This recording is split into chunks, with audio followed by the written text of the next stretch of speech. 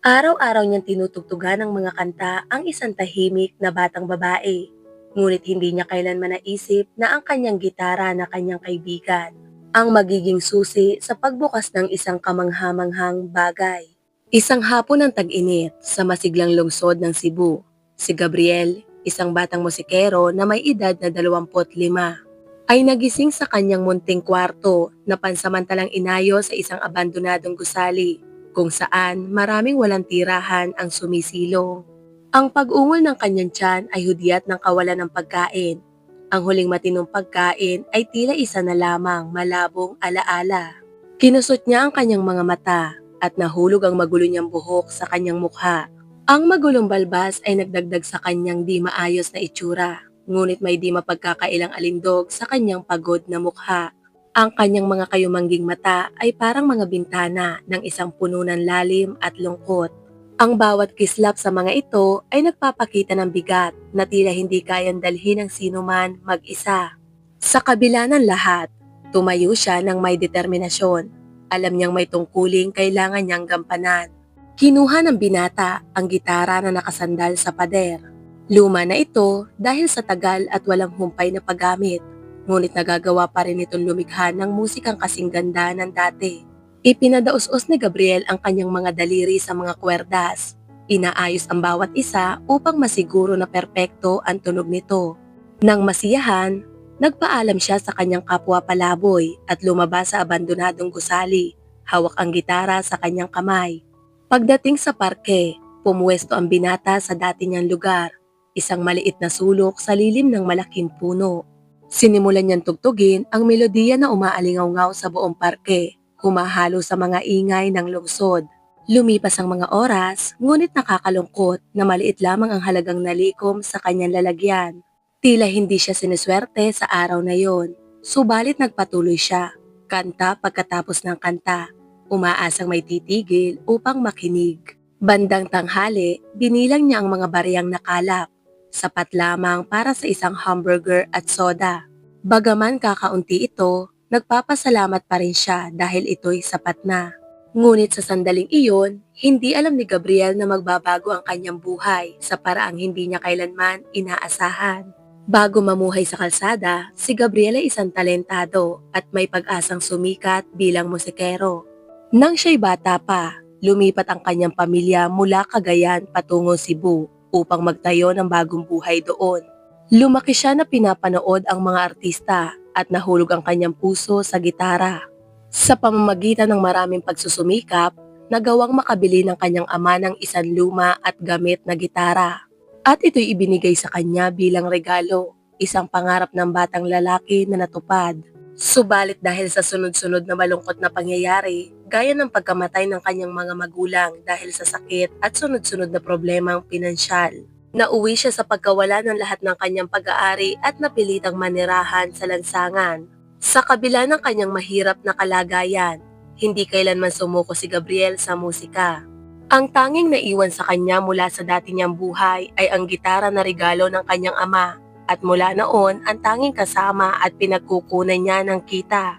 Tumutugtog siya sa mga parke at bangketa, ibinabahagi ang kanyang musika sa sino mang handang makinig. Si Gabriel ay mabait at mapagkumbabang tao.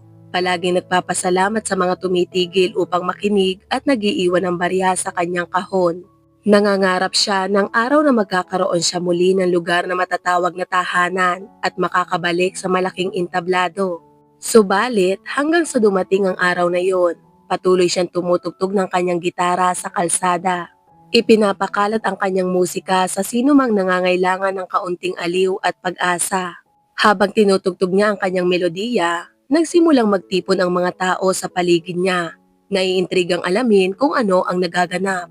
Si Gabriel ay nagsimulang umawit ng isang mapanlumbay na kanta. Ang kanyang paos at emosyonal na tinig ay bumalot sa hangin.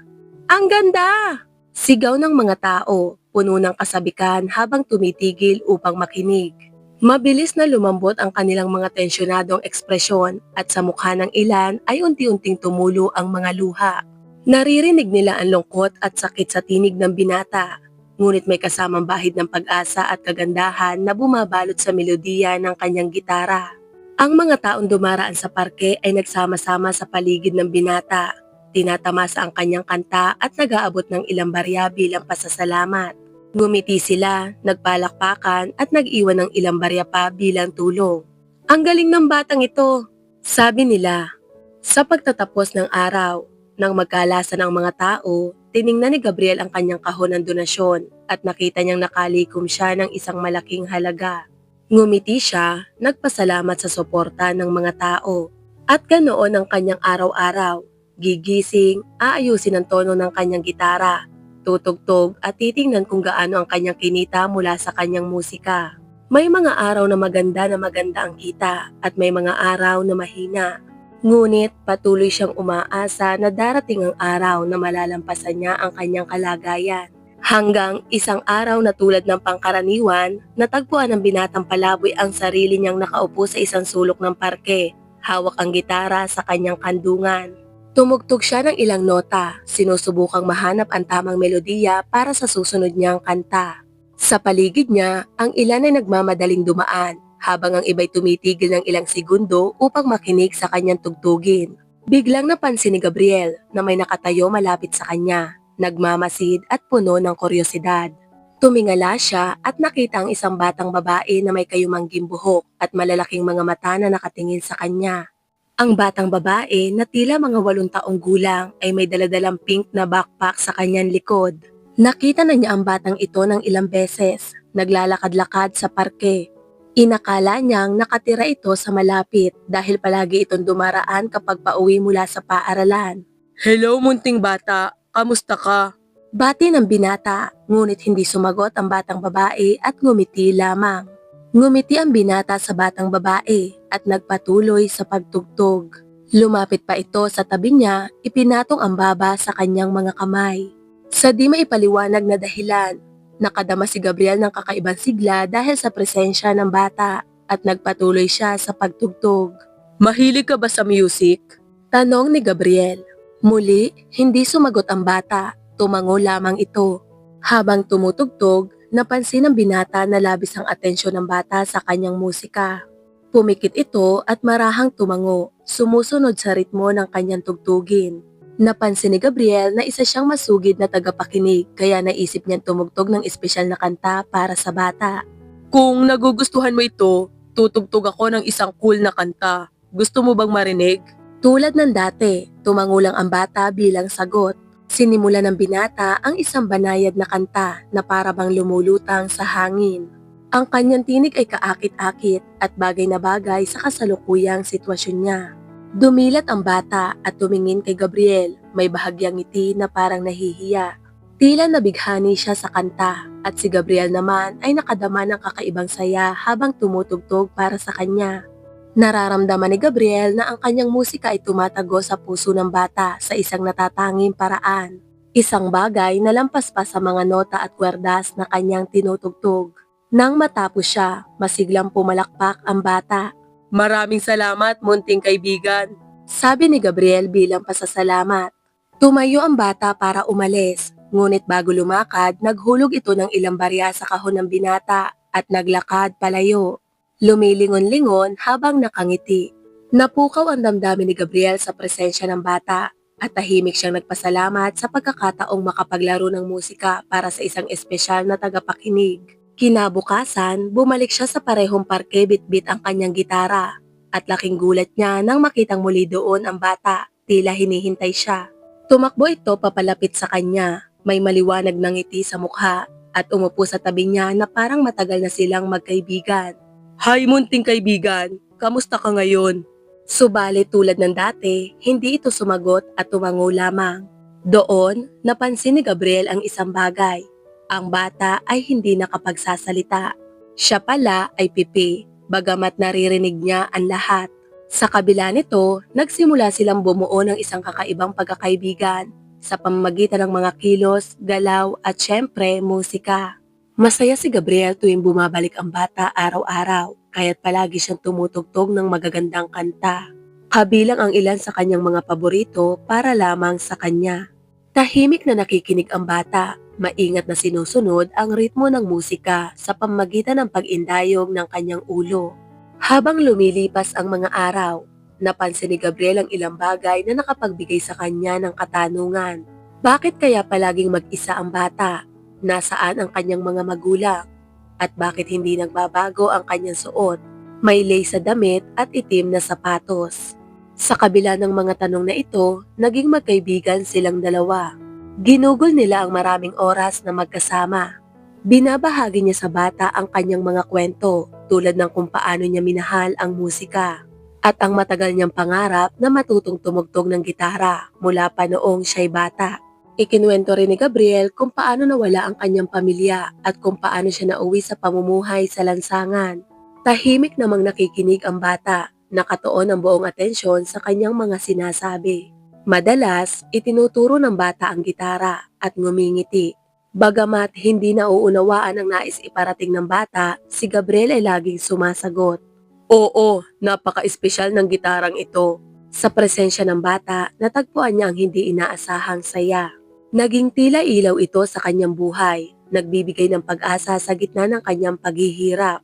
At ang kanyang musika ay nagkaroon ng mas malalim na kahulugan tuwing tinutugtog niya ito para sa bata. Habang lumilipas ang mga araw, lalong tumitibay ang pagkakaibigan ni na Gabriel at ng bata. Naging hindi mapaghihiwalay na tambalan sila sa parke, tumutugtog araw-araw at umaakit ng mas maraming tao sa kanilang musika. Ang bata, suot ang may lace na damit at may ipit sa kanyang buhok, ay sumasayaw ng may galak sa saliw ng gitara.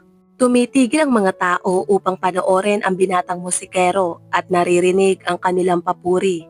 Napakaganda ng kanyang tugtog.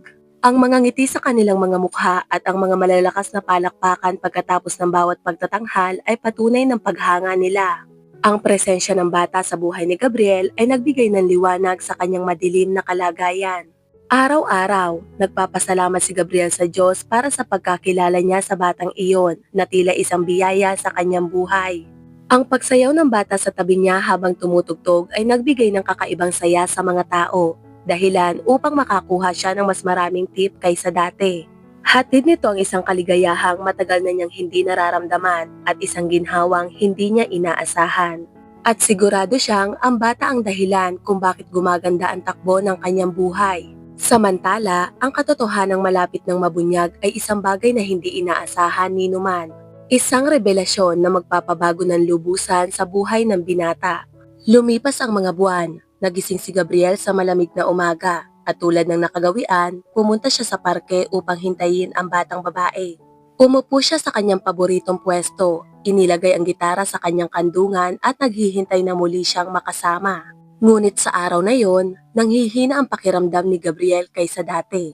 Hindi nagtagal, lumitaw ang bata tulad ng dati at umupo sa tabi niya, tahimik at walang sinasabi.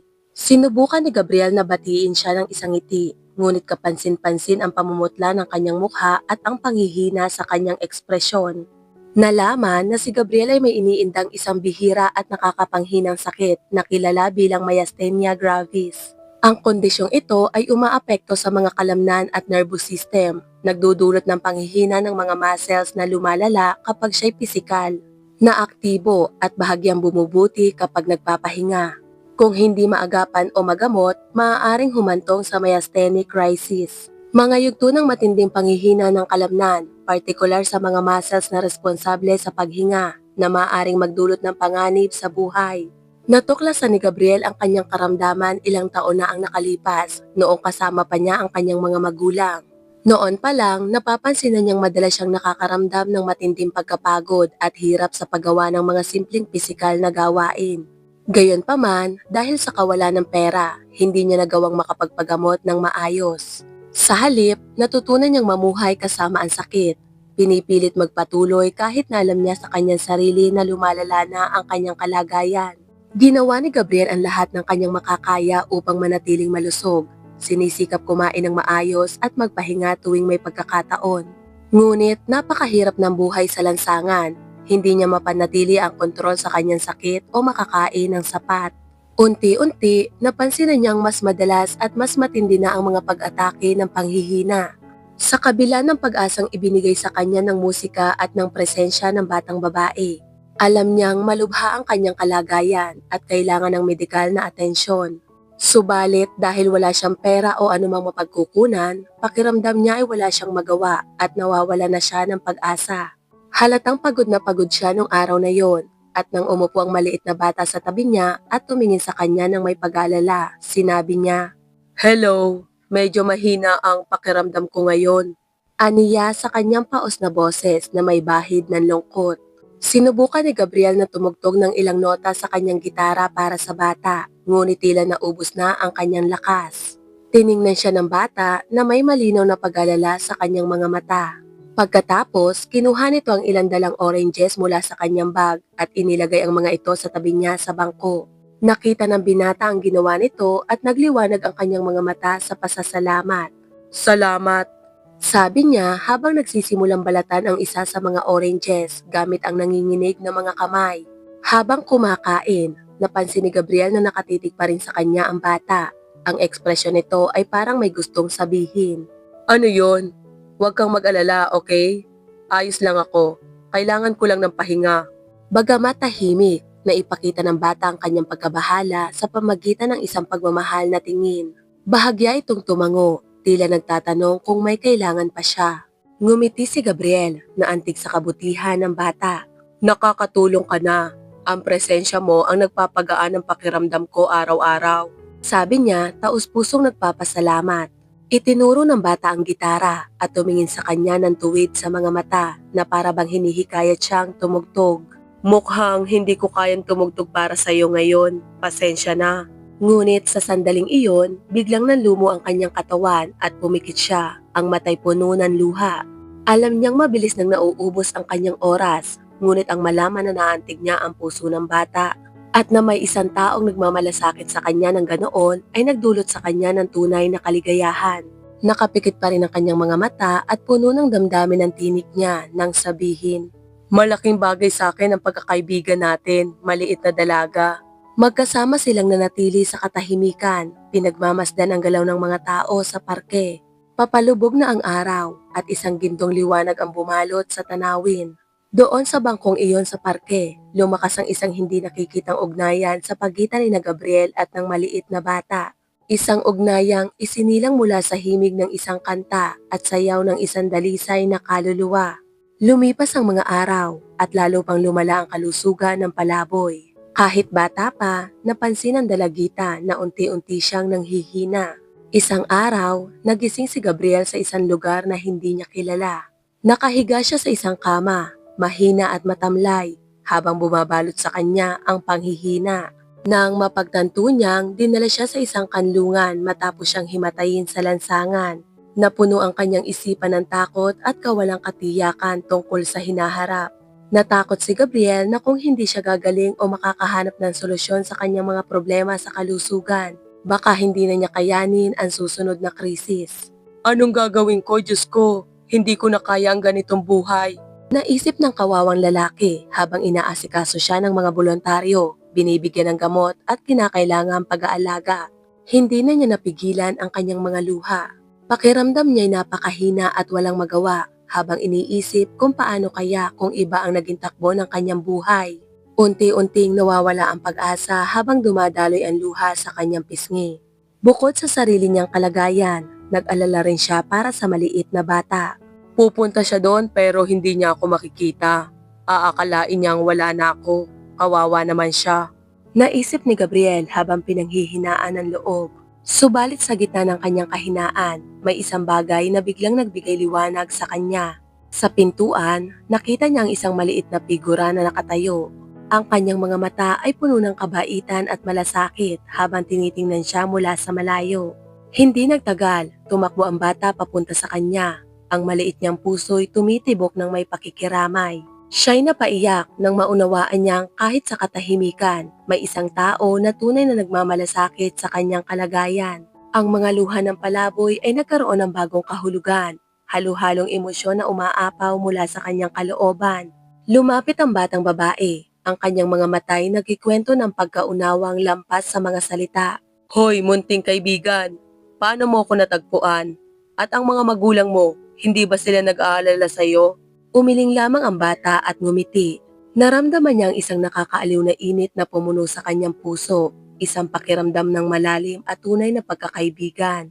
Matapos maunawaan na malapit ng magwakas ang kanyang buhay, sa isang kilos ng kabutihan loob at pasasalamat, tiningnan ni Gabriel ang kanyang minamahal na gitara na nakalagay sa tabi ng kama. Kinuha niya ito sa kabila ng panghihina, ngumiti siya ng bahagya at mahinang sinabi. Habang patuloy na tumutulo ang kanyang mga luha, iniabot ni Gabriel ang gitara sa bata. Gusto kong ibigay ito sa iyo. Gusto kong maalala mo ako at malaman mong simbolo ito ng ating pagkakaibigan.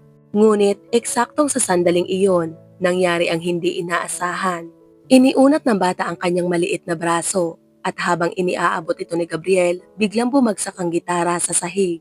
Ang malakas na tunog nito ay umalingaw sa buong silid. Agad na nakakuha ng pansin mula sa mga palaboy na naroroon. Nagulat si Gabriel at napabalikwas, nakatingin sa bata na may ekspresyon ng pagkabigla at hindi makapaniwala. Hindi niya maunawaan ang kanyang nakita. Ang gitara ay dumaan sa kamay ng bata na para bang isa itong multo. Ngunit ang bata ay hindi nagpakita ng anumang emosyon. Itinuro lamang nito muli ang gitara. Noon, napansin ni Gabriel ang isang kakaibang bagay. Bahagyang nakahiwalay ang likod ng gitara na tila nagpapabunyag ng pangalawang patong na hindi niya kailanman napansin noon.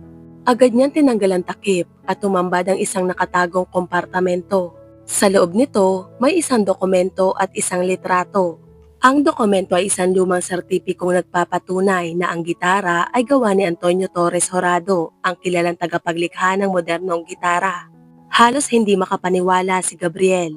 Ang gitara na ginamit niya sa pagtugtog sa mga lansangan sa loob ng maraming taon ay isang napakahalagang kayamanan. Tumingin siya sa bata na may pagkagulat at pabulong na nagtanong, "Paano? Paano mo nalaman?" Ngunit sa halip na magsalita, itinuro muli ng bata ang litrato. Isa itong itim at puting larawan ni Antonio kasama ang isang batang babae. Sa likod ng litrato, nakasulat ang mga salitang "Para sa mahal kong Melody, 1864". Napagtanto ni Gabriel, ang batang babae sa litrato ay siya rin mismong batang kasama niya nitong mga nakaraang araw. Ang parehong inosenteng mukha, ngunit sa sandaling iyon, napansin ng binata ang isang bagay na hindi niya nakita noon. Ang bata ay bahagyang malinaw. May kaunting aninag at isang banayad na liwanag ang nagmumula sa kanya. Ang gitara ay pag-aari ng batang ito. Ngunit hindi lamang siya simpleng bata. Siya ay isang kaluluwa, nakatali sa gitara at sa musikang ipinapahayag nito. Ngumiti si Melody kay Gabriel, isang payapa at masayang ngiti. Tumayo siya at habang patuloy na nakangiti, unti-unti siyang naglaho. Parang usok na lumulusaw sa hangin hanggang sa tuluyang mawala sa gitna ng mga tao. Pinanood siya ni Gabriel habang umaagos ang kanyang mga luha sa pisngi. Hindi pa rin lubos na makapaniwala sa nangyari. Sino ang mag-aakala na magtatapos ang kwentong ito sa ganitong paraan? Matapos makabawi mula sa pisikal at emosyonal na hirap, dinala ni Gabriel ang gitara sa isang museo. Doon, opisyal na kinumpirma na ito ang kauna-unahang gitara na ginawa ni Antonio. Nag-alok ang museo ng isang halaga na hindi masukat para sa instrumento. Isang kayamanang hindi niya kailanman pinangarap na magkaroon. Nagamit ni Gabriel ang bahagi ng perang nakuha niya upang makapagpagamot para sa kanyang karamdaman. Isang pagkakataong noon ay tila imposibleng mangyari. Unti-unti niyang naitayo muli ang kanyang buhay. Nakabili siya ng bahay, isang tahanan na puno ng bagong pag-asa.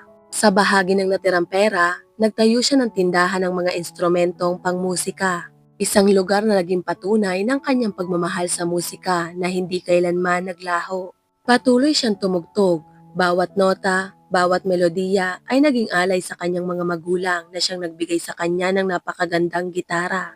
At higit pa rito, ang bawat awitin ay isang pagpupugay para sa batang si Melody. Ang kaluluwang nagbukas ng kanyang mga mata, nagbigay ng liwanag sa kanyang daan, at tumulong upang matagpuan ang kayamanang hindi lamang material, kundi espiritual.